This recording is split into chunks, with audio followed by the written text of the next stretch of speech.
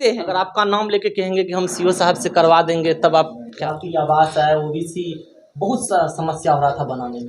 कोशिश करूँ जहाँ पे लगता है कि मामला है सो कागजी और समझौते के माध्यम से न सुलझ सके तो सभी देखिए, आपकी थाना नंबर गलत है या फिर कुछ का रसीद में क्या कहा जाता है, कर्मचारी के द्वारा गलत है या पेपर गलत कर दिया जाता है। वो कितना मामला उलझा हुआ है उसकी जानकारी देंगे। उनके पास पंजी 2 से संबंधित सारी जानकारियाँ होती वो हैं। जो है हमारी बातों को नहीं सुनता है, हमें परेशान किया जा रहा है। पास से ना हो कि हम जाएं मतलब किसी और के पास जाके पूछे, वो 10 जगह जाके सेटिस्फाइड होने को विश्वास करना होगा। सही ढंग से आए। सीओ के कार्य के बहुत ज़्यादा होते हैं, उनको विधि व्यवस्था देखनी होती है। अधिकारी थे, अब आप सीओ बन चुके हैं तो जिम्मेदारी तो बढ़ गए होंगे आपका। करेंगे कि आप बाढ़ पीड़ित इलाका पहले जाए घूमने के लिए और वहाँ के आप जनप्रतिनिधि से पूछें, वहाँ के ग्रामीणों से पूछें। खास करके मुझे ज़्यादा खुशी तब होगा जब आप ग्रामीणों से पूछेंगे कि यहाँ की सच्चाई क्या है, यहाँ की बाढ़ पीड़ित की सही हालात क्या है, तो वो आपको बता सकेंगे। मैं हूँ वीरेंद्र कुमार, आप देख रहे हैं नई सोच न्यूज। अभी हमारी उपस्थिति है परबत्ता प्रखंड में और हमारे साथ हैं परबत्ता प्रखंड के सीओ, जो कि कल ही पदभार जो है ग्रहण किए थे। सबसे पहले आपका स्वागत है मैडम। धन्यवाद। आपका क्या नाम हो? विनीता। मैं आपसे जानना चाहूँगा कि इससे पहले आप कहाँ थे, कहाँ पे काम कर रहे थे? इससे पहले मैं समस्तीपुर के कल्याणपुर ब्लॉक में एज अ राजस्व अधिकारी कार्यरत थी।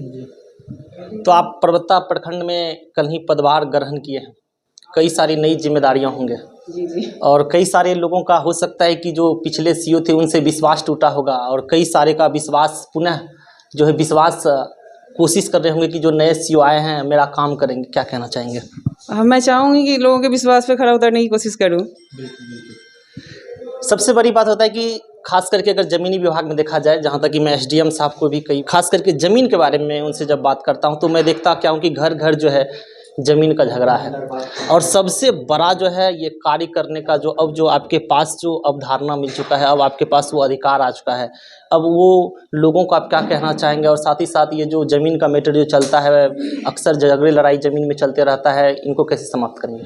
मैं चाहूँगी कि पुलिस प्रशासन के साथ मिलते हुए अधिक से अधिक ज़मीनी विवाद को सुलझाने की कोशिश करूँ। जहाँ पे लगता है कि मामला है सो कागजी और समझौते के माध्यम से न सुलझ सके तो सभी की सहयोग की भावना की कामना करूँगी। जो भी मतलब ऐसे ज़मीन से जुड़े मुद्दे में उससे जुड़े जो भी समस्याएं हैं उसके समाधान हेतु कार्यरत हैं, तो मैं सबको साथ लेते हुए कार्य करने। अभी जैसे आपके अभी हमारे समक्ष ही देखे, आपकी थाना नंबर गलत है या फिर कुछ का रसीद में क्या कहा जाता है, कर्मचारी के द्वारा गलत है या पेपर गलत कर दिया जाता है। हमें जहाँ तक सुनने को लगा जानबूझकर भी ऐसा कर दिया जाता है, क्या सही है?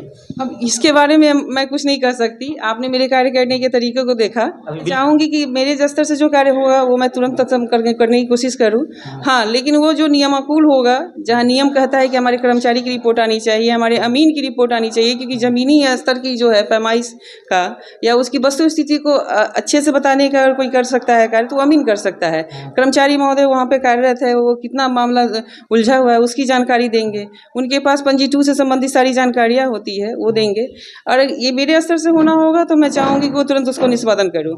अगर दूसरे स्तर से हमारे बड़े पदाधिकारी के माध्यम से होना होगा तो मैं चाहूँगी कि यहाँ से फॉरवर्डिंग बना के लोगों को परेशान न करते हुए तत्सम उसको भेजने की कोशिश करूँ। जहाँ तक कि हमें सुनने को मिलता है कि अक्सर कहा जाता है कि सीओ जो है हमारी बातों को नहीं सुनता है, हमें परेशान किया जा रहा है, तो क्या इस पे क्या नहीं? देखिए, लोगों को हो सकता है हम दोनों के बीच में कम्युनिकेशन की समस्या हो सकती है, लोग समझ नहीं पाते हो। जैसे कि मतलब ऐसे इनको समझा रहे हैं, बहुत सारे लोग चाहते हैं कि हम लंबे समय तक ऐसे आके अपनी एक साथ बहुत सारी चीज़ों को रखें।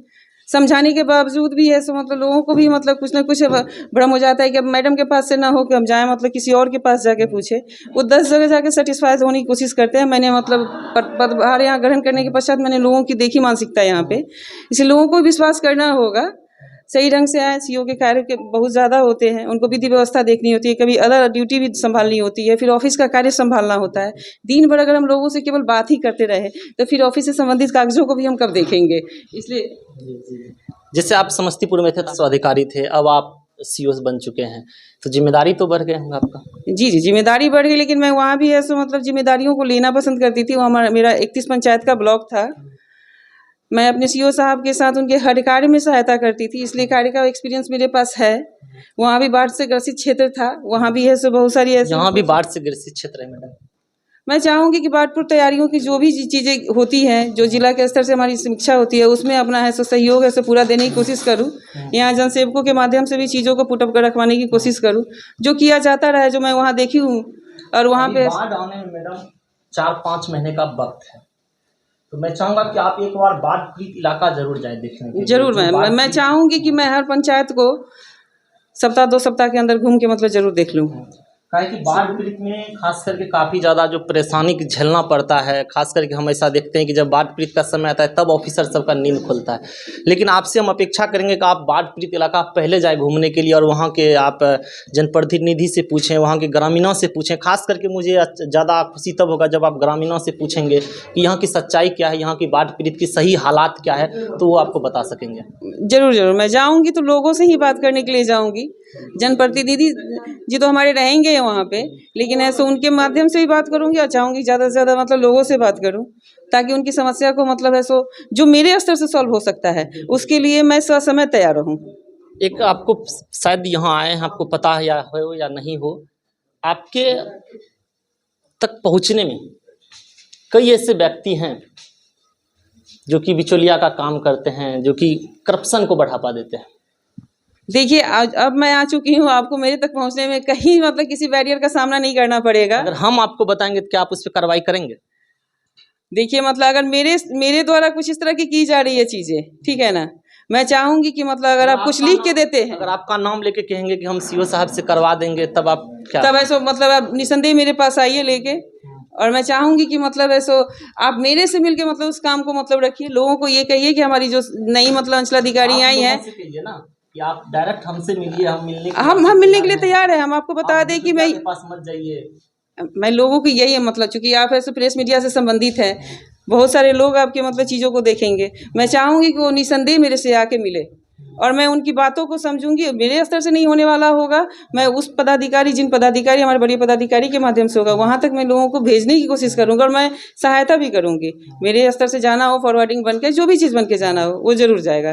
जाति आवास ऐप बनाने में हम देखते थे जब बच्चे लोग बीपीएससी का फॉर्म डेवलप कर रहे थे, तो जाति आवास है, ओबीसी, बहुत सा समस्या हो रहा था बनाने में। देखिए अब क्या हो रहा था सब नहीं जानते। हम आपको बता दें कि मैं आज आई हूँ, मैंने अपने आईटी सहायक को भी निर्देश दिया है कि पर डे हमको मतलब रिपोर्ट चाहिए कि कितनी पेंडेंसी है। 4 से 5 दिन में डिस्पोजल हो जाना चाहिए। फिर लोगों को भी ये समझना होगा कि ससमय जब आता है कोई नोटिफिकेशन तो 1 माह का समय रहता है, अपना समय से वो कर दे।